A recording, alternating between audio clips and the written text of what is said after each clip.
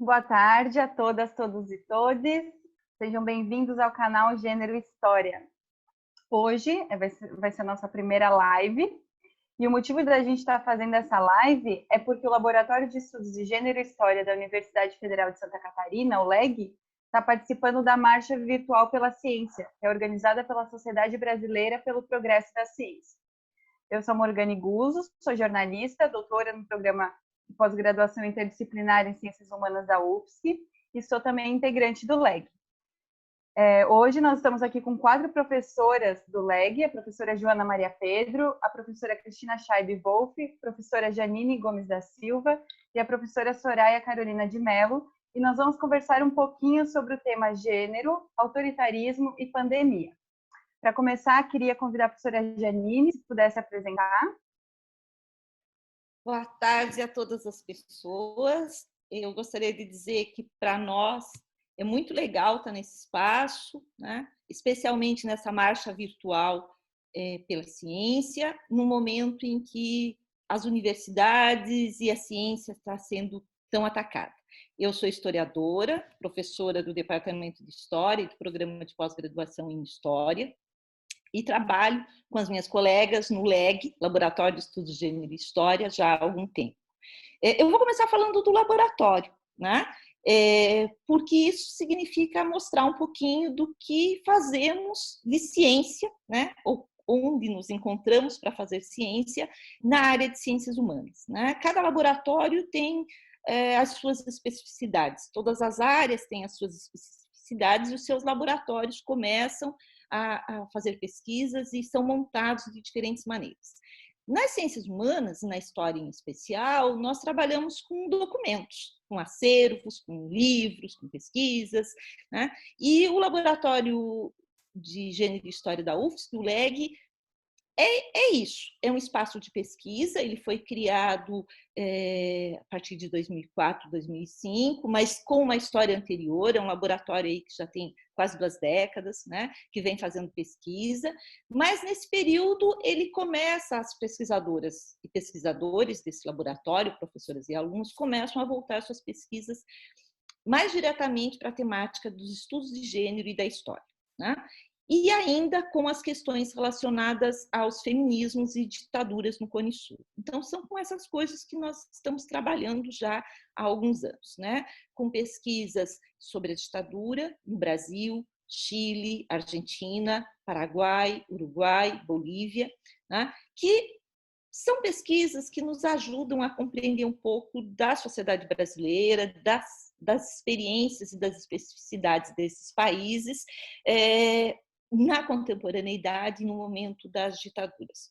O Laboratório de História, ele é um espaço de pesquisa que congrega pesquisadores de diferentes etapas, né? Nós temos muitos alunos de graduação, pós-graduação, mestrado, doutorado, de pós-graduação. Recebemos estudantes de outras universidades e de outros países, inclusive, assim como temos a oportunidade de encaminhar os nossos alunos para estágios em outras universidades e outros países, né? Então, trabalhamos pesquisando, né, em diferentes acervos, bibliotecas, universidades, as histórias relacionadas a gênero, feminismos e ditaduras, que as colegas vão falar um pouquinho em seguida.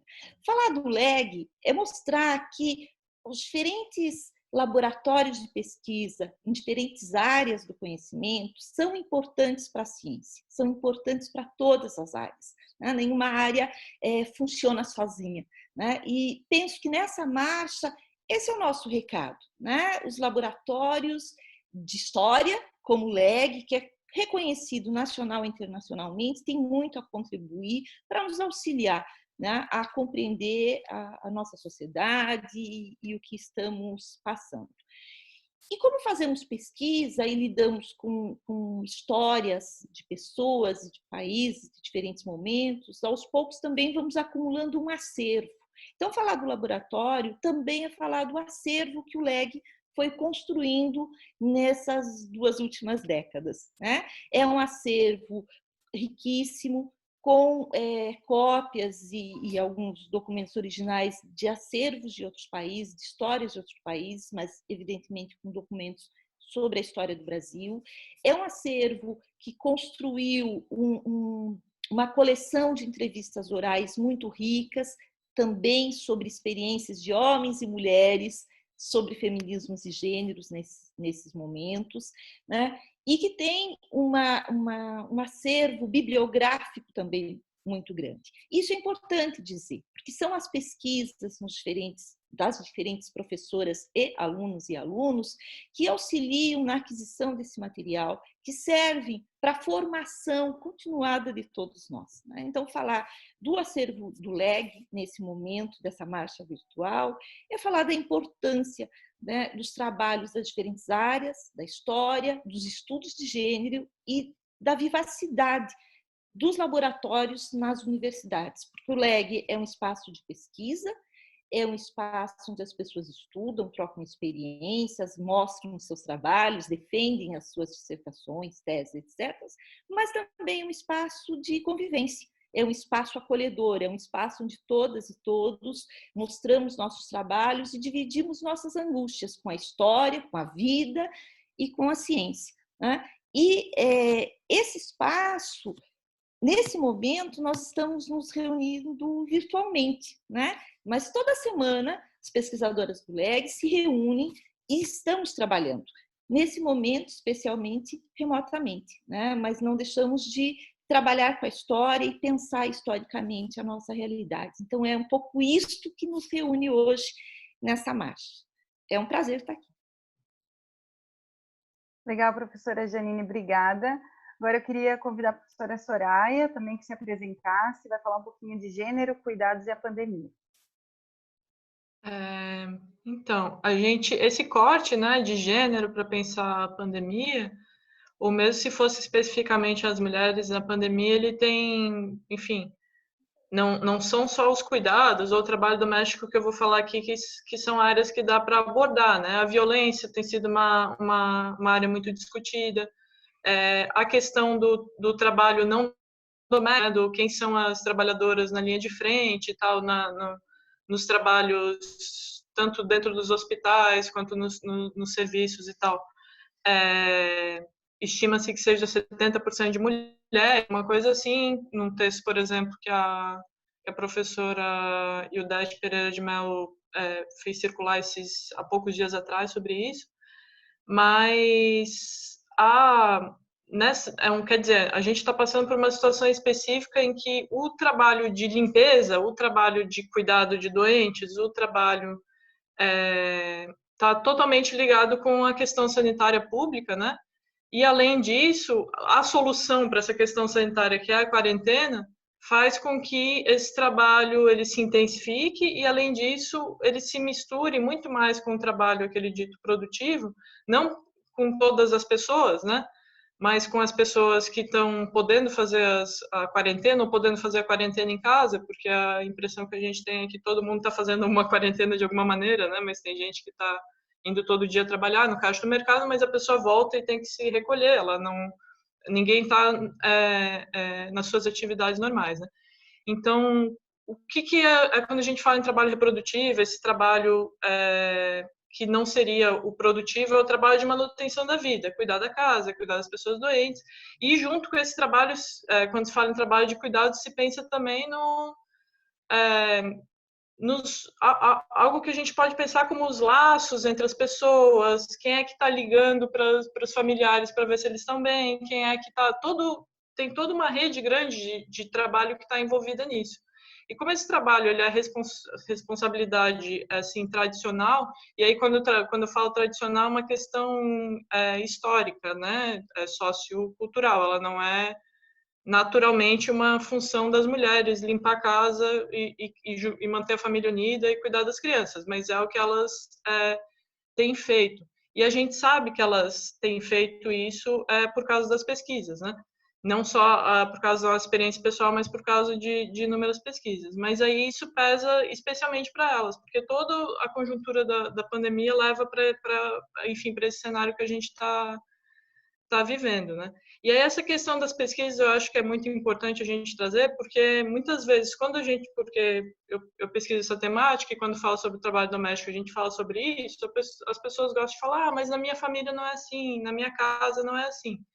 E aí a importância das pesquisas sobre essa temática, porque aí a gente tem uma visão do que acontece em milhares de casas. Se a gente for pensar a importância, por exemplo, de manter as questões sobre trabalho de cuidado doméstico nas pesquisas do IBGE, manter uma preocupação com essas questões sobre esse tipo de trabalho que é invisibilizado agora no momento da pandemia. Isso faz com que a gente possa ter uma visão geral e entender que a nossa experiência, ela nem sempre, muitas vezes ela é compartilhada, né?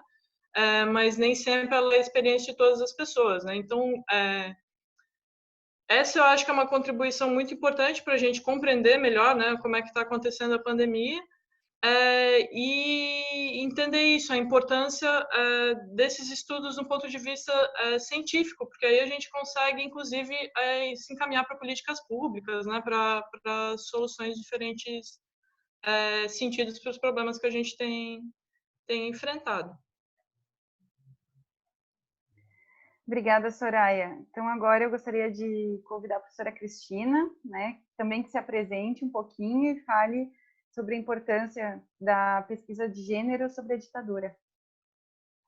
Então, antes de eu me apresentar, eu só quero dizer que a Soraya esqueceu de dizer que ela tem trabalhado bastante com essa questão do trabalho doméstico, do trabalho, né, feminino, do trabalho das mulheres em casa e essas questões relativas à reprodução, né, desde o doutorado.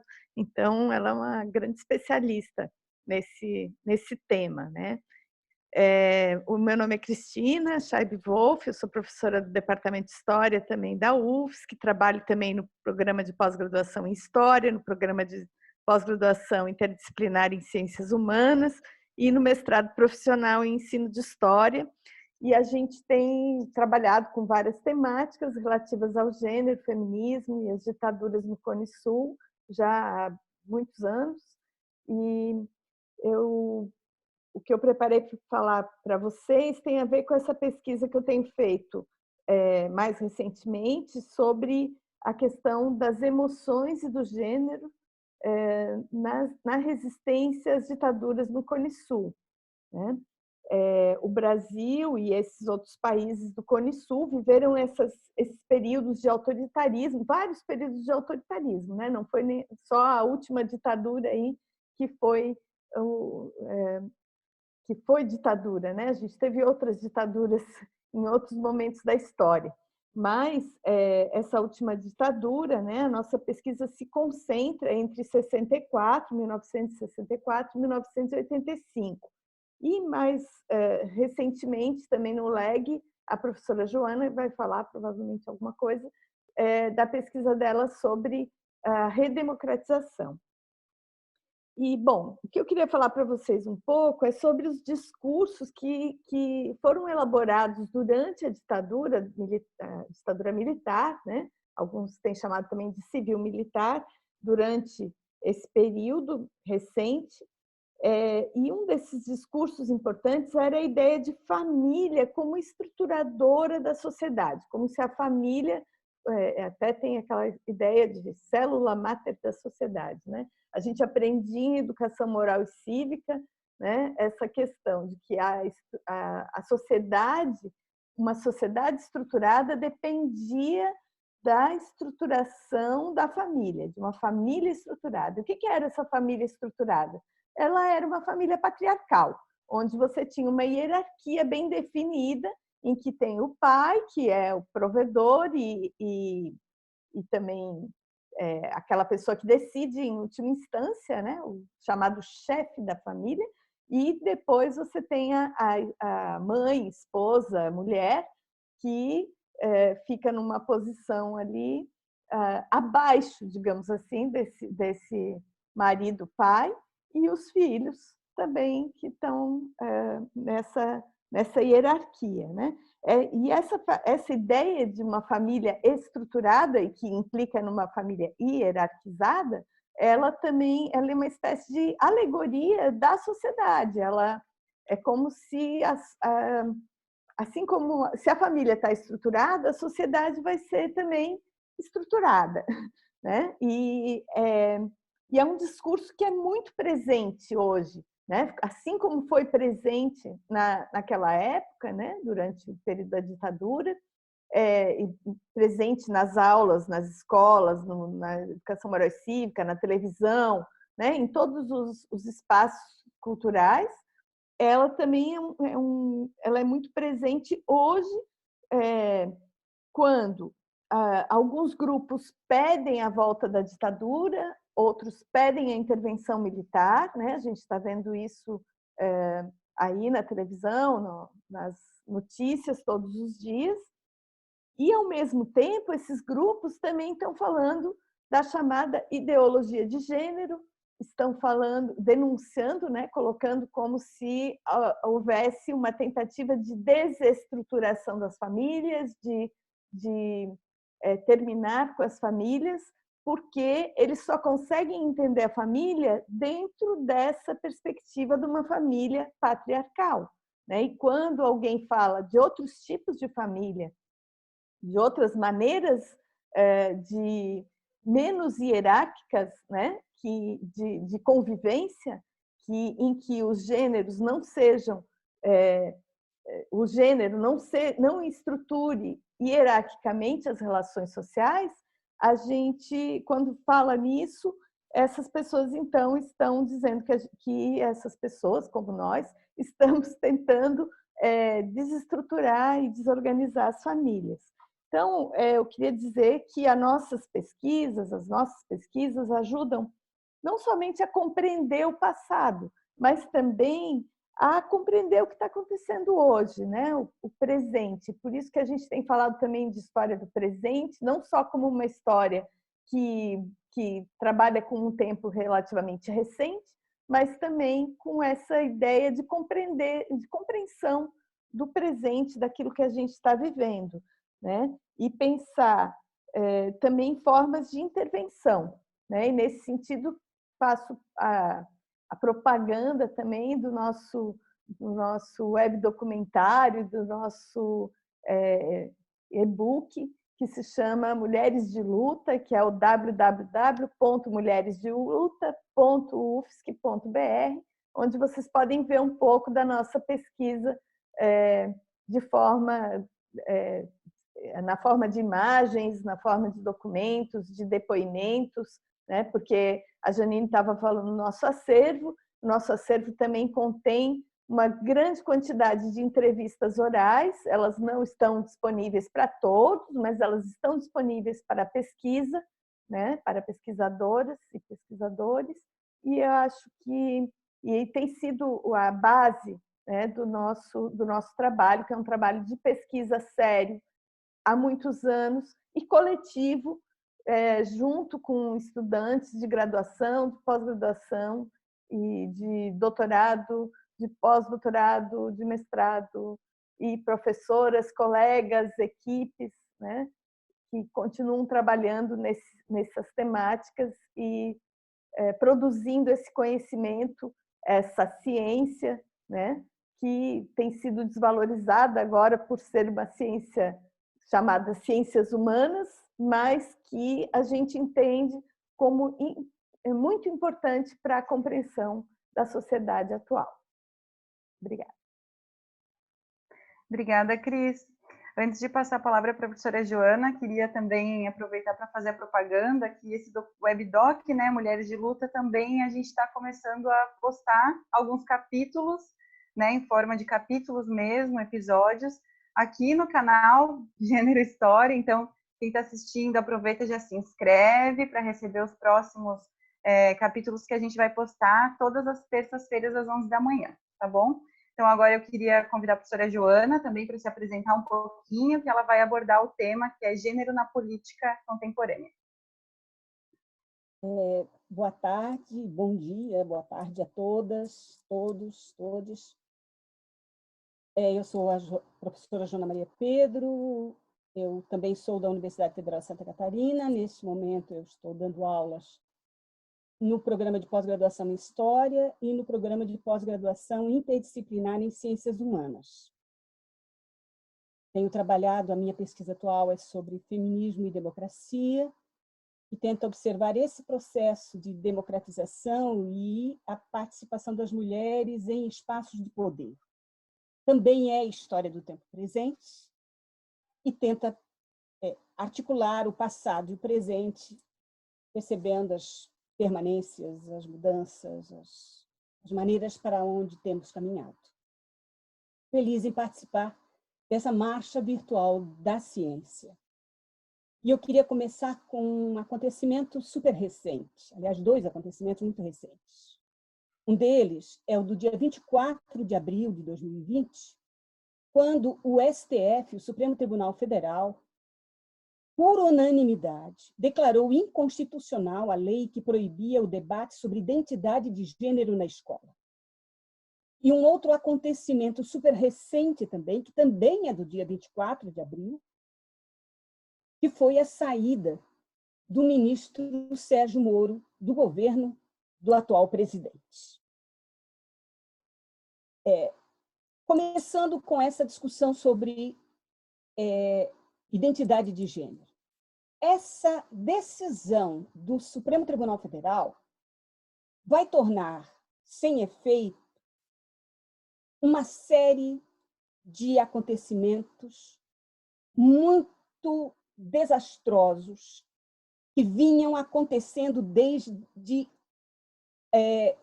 eu poderia identificar 2014. O que aconteceu em 2014? Começou a retirada do Plano Nacional de Educação das palavras, das referências a gênero e a sexualidade.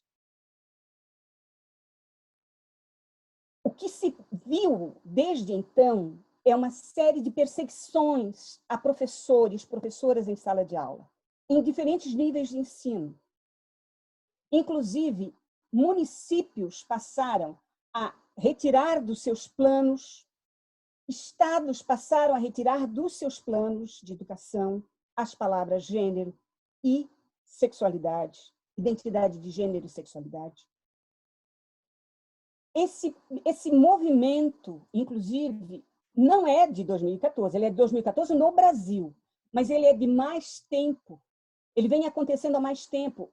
É possível localizar no Vaticano uma perseguição a toda a discussão sobre gênero, que vai ser chamado de ideologia de gênero, que vai crescendo e vai incorporando católicos, conservadores, evangélicos e diferentes pessoas que vão começar a entender e a querer combater o avanço da teoria de gênero e do feminismo.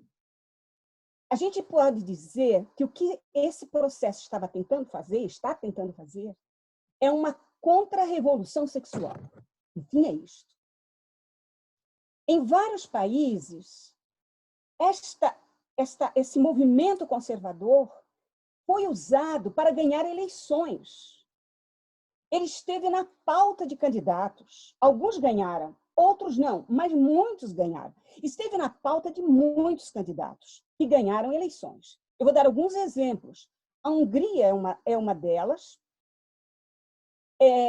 a Itália é uma delas, Paraguai, na América Latina, Paraguai, Honduras e no Brasil. Esta pauta esteve na eleição que recentemente aconteceu, que elegeu o atual presidente. No caso do Brasil, inclusive, é bom a gente alertar que esta decisão do Supremo Tribunal Federal não vai significar automaticamente que está tudo resolvido. Mesmo porque o atual presidente, no discurso que fez após a saída do ex-ministro da Justiça, ele disse textualmente que ele estava ali para acabar com a ideologia de gênero. O que isso significa? Eu estou reforçando isso porque, para muitas pessoas, parece que isso não é importante. E é importante, isso é uma pauta política. É usada para ganhar eleições e para manter fiel uma militância política portanto, vai ser, se a decisão do STF é uma coisa muito importante, e quero apenas lembrar a todas e todos nós que isto não acabou, que nós ainda vamos ter que brigar muito para garantir que este conhecimento continue sendo divulgado. Mas por que eles querem tanto acabar com a ideologia de gênero? Aquilo que eles chamam de ideologia de gênero, que nunca ninguém usou essa palavra, a gente usa a palavra gênero. A professora Cristina falou há pouco na questão da família, de querer manter essas hierarquias de família. Eu quero acrescentar uma outra questão, que é a questão da sexualidade, que é uma coisa que pega muito. Muitos dos eleitores, muitos dos militantes do atual presidente realmente acham que o presidente tem a capacidade de, ao terminar com a dita ideologia de gênero, fazer com que não exista mais homossexuais no Brasil. Acreditam, acho que eles acreditam que a escola é capaz de ensinar a ser homossexual.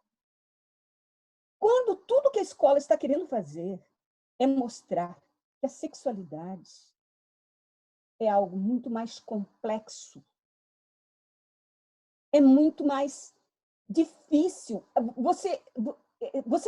Tudo que a escola quer é acabar com a discriminação, é impedir que as pessoas que se reconhecem como homossexuais, que percebem isso, não sejam alvo de bullying, alvo de agressão, que acabem abandonando a escola, que queiram se suicidar, que fiquem doentes, que não consigam viver uma vida decente. Então, eu queria lembrar a importância do conhecimento, porque essas pessoas falam de gênero e ficam inventando coisas de algo que não existe. O que se pode fazer? O que é preciso fazer é aprender. E é isso que nós fazemos. A ciência é isso.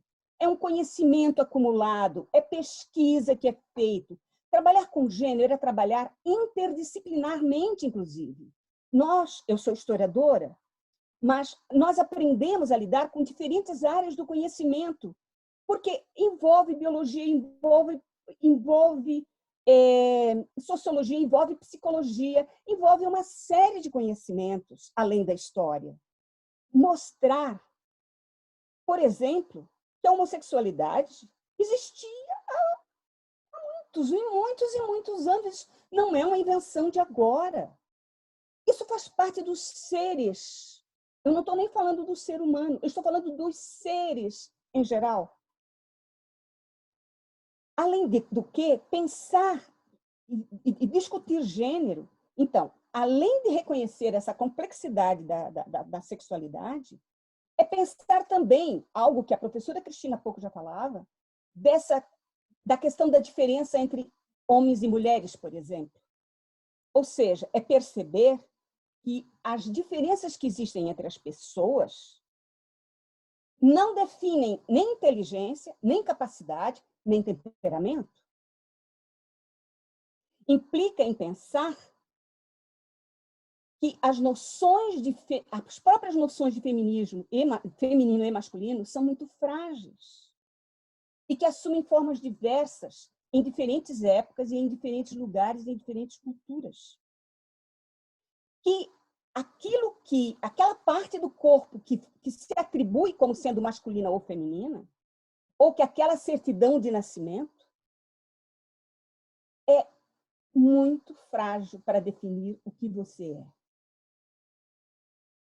Queria ainda lembrar que quem estuda gênero sabe que amor e desejo não têm receita definida. E que não importa o que você faça, você merece respeito. Então, esta percepção toda, este respeito pelas pessoas, o respeito do direito de existir e de amar a quem você quiser, do jeito que você quiser, a ciência te dá. O conhecimento te permite. Sem este conhecimento, o que nós temos é opinião, preconceito e discriminação. Muito obrigada. Obrigada, professora Joana. Vale Bom, mais. então, para finalizar, só queria lembrar, né, que a gente está participando da Marcha Virtual pela Ciência no Brasil e que, se vocês não conhecem ainda o canal, fiquem convidados a conhecer a playlist Mulheres de Luta, que nós temos vários capítulos do projeto que já foi desenvolvido no LEG. Curtam o canal, curtam esse vídeo, se quiserem deixem algumas perguntas nos comentários ou o que vocês acharem interessante, tá bom? E fiquem em casa, tem 2 hashtags que a gente está usando nessa marcha, que é hashtag Pacto pela Vida e hashtag Fique em Casa com a Ciência. Então, se vocês forem compartilhar, usem as hashtags, que daí a gente achar que vocês fazem. Obrigada e até a próxima. Obrigada, tchau, pessoal. Obrigada.